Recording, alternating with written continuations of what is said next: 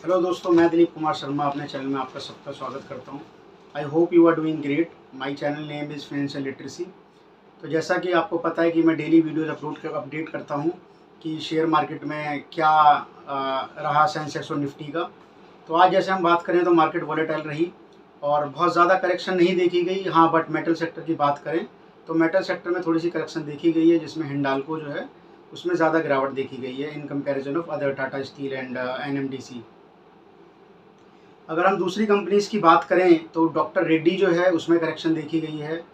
और अगर हम गेनिंग शेयर्स की बात करें तो उसमें एक टीम लीज शेयर है, चोलामंडलम फाइनेंस है, इन शेयर्स में बढ़ोतरी देखी गई है। अच्छा, जो सेंटर ऑफ अट्रैक्शन रहा आज मार्केट में तो मैनकाइंड फार्मा, जिसका आपको पता है कि कुछ दिनों पहले ही न्यूज़ आई थी कि ये कंपनी लिस्टेड होने वाली है IPO के थ्रू। और उसमें एक अच्छी बढ़त देखी गई थी क्योंकि 300 और 350 रुपये की बढ़त थी उसमें। लेकिन कल उसमें एक डाउनफॉल था और आज एक न्यूज़ आई है कि जो उसका ऑफिस है दिल्ली के अंदर, वहाँ पे छापा पड़ा इनकम टैक्स ऑफिस का, और जिसकी वजह से शेयर टंबल होता हुआ दिखाई दे रहा है। तो ये थी दोस्तों आज मार्केट की अपडेट।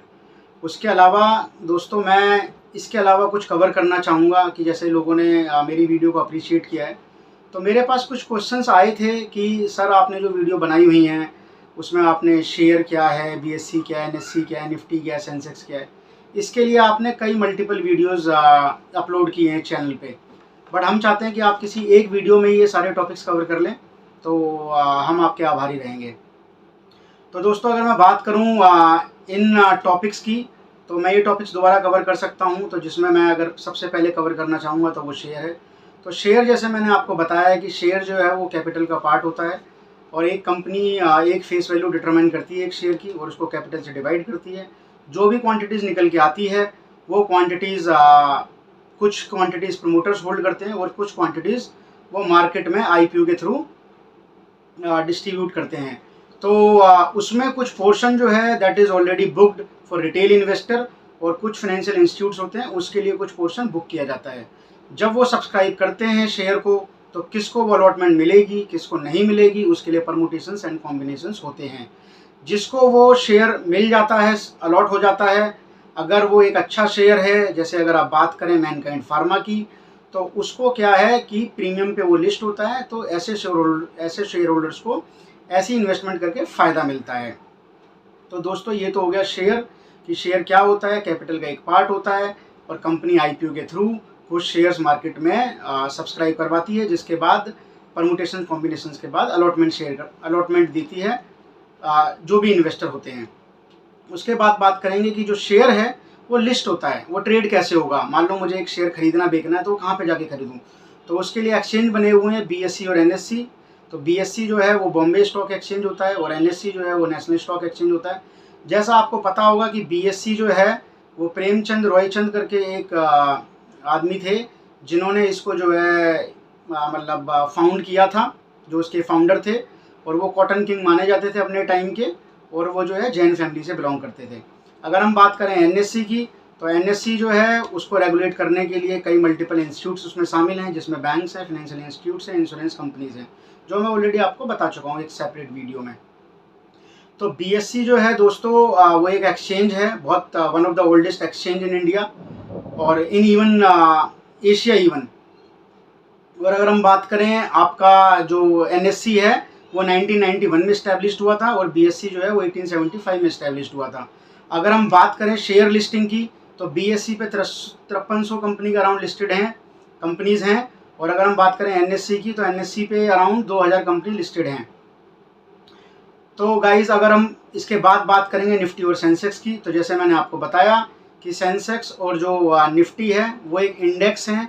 इंडेक्स का मतलब ये होता है कि इसमें सेट ऑफ कंपनीज होती हैं जिनमें डिफरेंट इंडस्ट्री से कंपनीज पिक की जाती हैं। तो ये इंडस्ट्री जो है वो टेलीकम्युनिकेशन हो सकती है, पेट्रोलियम इंडस्ट्री हो सकती है, IT इंडस्ट्री हो सकती है, फार्मा इंडस्ट्री हो सकती है।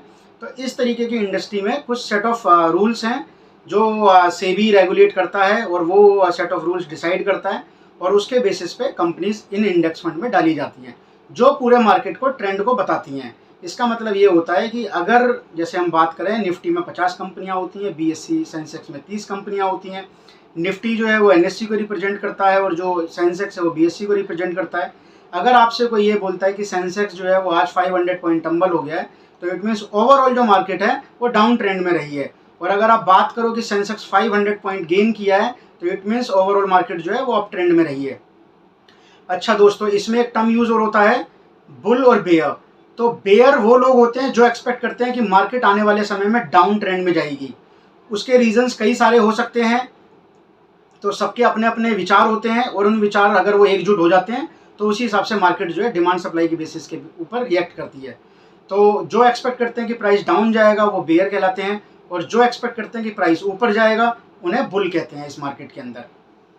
अब एक टर्म यूज करते हैं हम मार्केट कैपिटलाइजेशन। तो मार्केट कैपिटलाइजेशन दोस्तों ये होता है कि एक कंपनी की मार्केट कैप क्या है। तो अगर हम भारत में बात करें तो जो टॉप नॉच हैं उसमें HDFC, SBI बैंक और TCS, ये जो कंपनीज हैं भारत के अंदर, इनकी जो मार्केट कैपिटलाइजेशन है भारत में जितनी भी लिस्टेड कंपनीज हैं उन सबसे ज़्यादा है। अब आप बोलेंगे मार्केट कैपिटलाइजेशन निकाले कैसे। तो दोस्तों, एक कंपनी के मार्केट में जितने भी शेयर डिस्ट्रीब्यूटेड हैं और जो उसका मार्केट प्राइस है, उसको अगर आप मल्टीप्लाई कर दोगे तो आपको मार्केट कैपिटलाइजेशन निकल के आ जाएगी। सपोज करिए कि एक कंपनी के पास 1 लाख शेयर हैं जो मार्केट में डिस्ट्रीब्यूटेड हैं, और करंट मार्केट प्राइस एक शेयर का 10 रुपये है, तो इट मीन्स उसकी कैपिटल जो मार्केट कैपिटलाइजेशन मानी जाएगी वो 10 लाख मानी जाएगी। तो दोस्तों, इसी बेसिस पे जो इंडेक्स फंड हैं उसमें क्या वॉल्यूम है, क्या मार्केट कैपिटलाइजेशन है, उसमें वो रेगुलर इंटरवल पे चेंज भी होते रहते हैं। ऐसा नहीं है कि निफ्टी में जो 50 कंपनियां हैं वो ज़िंदगी भर वही रहेंगी। उसमें कई कंपनीज अच्छा परफॉर्म करती हैं तो वो इन हो जाती हैं, और कई कंपनी अच्छा परफॉर्म नहीं करती, वो आउट भी हो जाती हैं। जैसा आपने अडानी के बारे में थोड़ा बहुत सुना होगा कि अडानी कंपनीज में जब हिंडनबर्ग की रिपोर्ट आई थी तो कुछ टंबल हुए थे शेयर, तो 1-2 कंपनी जो है उसमें से निफ्टी में से पार्ट नहीं थी उसका, निफ्टी का या सेंसेक्स का। तो दोस्तों, अब हम बात करेंगे अपर सर्किट और लोअर सर्किट की। तो जैसा दोस्तों आपको पता है कि अपर सर्किट और लोअर सर्किट सेबी में एक मतलब रूल है कि कोई भी कंपनी का एक शेयर एक दिन में इस परसेंटेज से ज़्यादा नहीं बढ़ सकता। उसका रीज़न ये है कि सेबी जो है वो रिटेल इन्वेस्टर को सेफ गार्ड करना चाहता है। मान लो अगर हम टाटा स्टील की बात करें, 105 रुपये का शेयर है, और एक रिटेल इन्वेस्टर जो टिप पे काम कर रहा है उसको मैंने बताया कि आप टाटा स्टील खरीद लो। अगर उस पर कोई परसेंटेज कैपिंग नहीं लगाएंगे तो मान लो एक गलत न्यूज़ आती है, जैसे यूक्रेन में वॉर हुआ रशिया का, तो मान लो एक शेयर 105 रुपये से सीधा ज़ीरो हो जाए, तो वो रिटेल इन्वेस्टर क्या है, वो कभी मार्केट में सर्वाइव नहीं कर पाएगा और वो उससे तुरंत बाहर निकलेगा। तो इससे जो बाकी रिटेल इन्वेस्टर हैं वो डरेंगे, क्योंकि उनको यही नहीं पता कि एक शेयर कितना ऊपर और कितना नीचे जा सकता है एक सिंगल डे में। इसी वजह से वो कैपिंग लगाई जाती है। हाँ, मैं आपको ये जरूर बताना चाहूँगा कि अगर एक बार किसी शेयर में अपर सर्किट लग गया तो आप उस शेयर में उस पर्टिकुलर डे के अंदर बाय नहीं कर सकते, बाइंग नहीं आएगी। और अगर उसमें लोअर सर्किट लग गया तो उसमें आप उस शेयर को सेल नहीं कर सकते, इट मीन सेलिंग खत्म हो जाएगी। तो ये टर्म्स अगर आपको क्लियर होते हैं तो आप कमेंट सेक्शन में मुझे अप्रिशिएट कर सकते हैं। उसके अलावा अगर मैं बात करूं तो एक कंपनी टर्म यूज़ करती है डिविडेंड। डिविडेंड दोस्तों क्या होता है, अगर मैं बात करूं जो प्राइवेट कंपनीज़ हैं और PSUs हैं, तो PSUs जो कंपनीज़ होती हैं, पब्लिक सेक्टर अंडरटेकिंग, वो in comparison of private companies ज़्यादा डिविडेंड डिस्ट्रीब्यूट करती हैं और क्वार्टर ऑन क्वार्टर बेसिस करती हैं ज़्यादातर कंपनीज। तो डिविडेंड क्यों वो अनाउंस करती हैं और क्यों डिस्ट्रीब्यूट करती हैं, उसका एक रीज़न है कि जो शेयर मार्केट में इन्वेस्टर हैं वो आपकी कंपनी में आपके शेयर खरीद रहे हैं, और IPO के थ्रू जो उन्होंने सब्सक्राइब किया था, तो इट मीन्स उन्होंने आपकी कंपनी में फेथ दिखाया है। अच्छा, अब आप उनको इन रिटर्न क्या दोगे, तो उनको खुश करने के लिए कंपनी क्या है, year on year, quarter on quarter dividend announce करती है। तो शेयर का जो प्राइस चल रहा है वो तो चल ही रहा है, ऊपर नीचे जो भी हो रहा है, उसके अलावा जो है कंपनीज डिविडेंड देती हैं, जिसका जो शेयर प्राइस है उससे इंटैक्ट रहता है, वो डिविडेंड आपके अकाउंट में क्रेडिट हो जाता है।